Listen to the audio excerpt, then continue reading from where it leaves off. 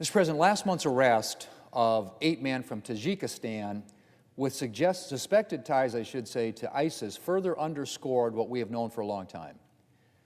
And that is that President Biden's 3-year-plus border crisis is a threat to our national security.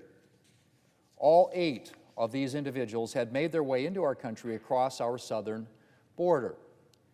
And they are hardly the only dangerous individuals to have made their way into our country on President Biden's watch. An illegal immigrant who had successfully evaded the Border Patrol to enter the United States has been arrested for the murder of a mother in Maryland. An illegal immigrant released into the country on parole has been charged with the murder of a nursing student in Georgia. 2 illegal immigrants are charged with the killing of a 12-year-old girl in Texas. Unfortunately, Mr. President, I could go on. In another alarming case, 50 out of 400 illegal immigrants who entered the United States through an ISIS-linked smuggling network are still unaccounted for. Mr. President, it is, of course, impossible to predict or stop every crime. But the chaos at our southern border that President Biden has allowed to rage for 3+ years has unquestionably created an environment that facilitates the entry of dangerous individuals into our country. Since President Biden took office, approximately 10 million individuals that we know of have made their way illegally into our country. 10 million. That's larger than the population of the vast majority of American states. We've had 3 successive years of record-breaking illegal immigration on President Biden's watch. 3. And we can only hope that we will manage to avoid yet a 4th. The situation is so bad that President Biden finally realized that if he didn't do something, his disastrous record on the border might tank his re-election prospects. And while it would be nice if the executive action he took last month had been motivated by the clear national security dangers the situation presents, and not by fear of losing an election, at least he finally conceded that he had to do something, inadequate and full of exemptions as it might be.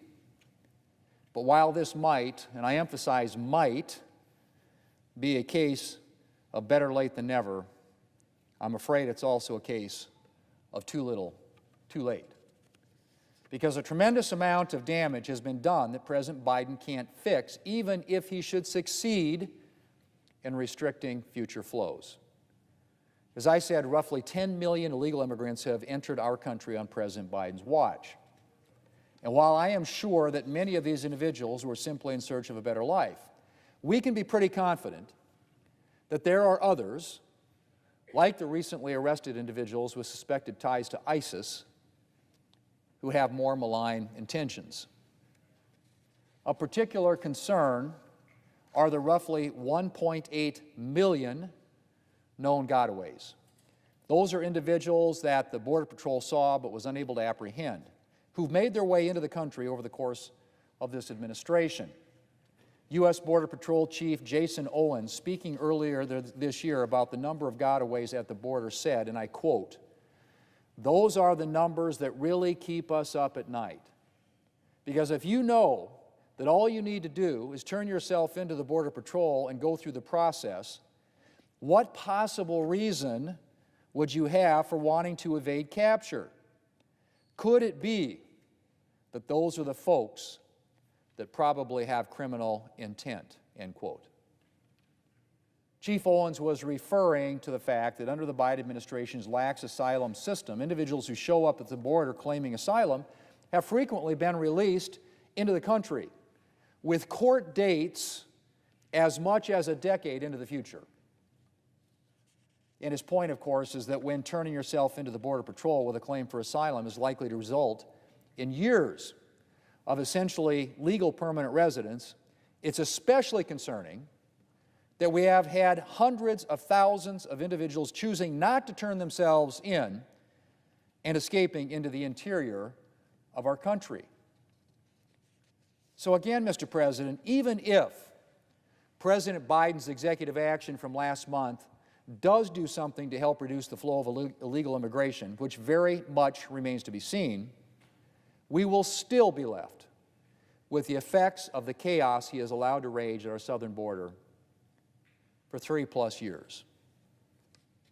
And we'll still be left with the effects of his other disastrous border and immigration policies, from offering mass amnesty to hundreds of thousands of individuals whose asylum cases have been closed without a decision, to fast-tracking mass parole through the CBP-1 app, to placing unaccompanied children with possibly dangerous guardians in the United States, something, by the way, that Senator Grassley is currently working to prevent in the future.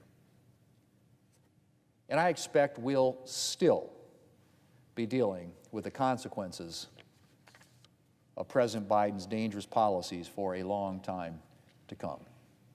Mr. President, I yield the floor.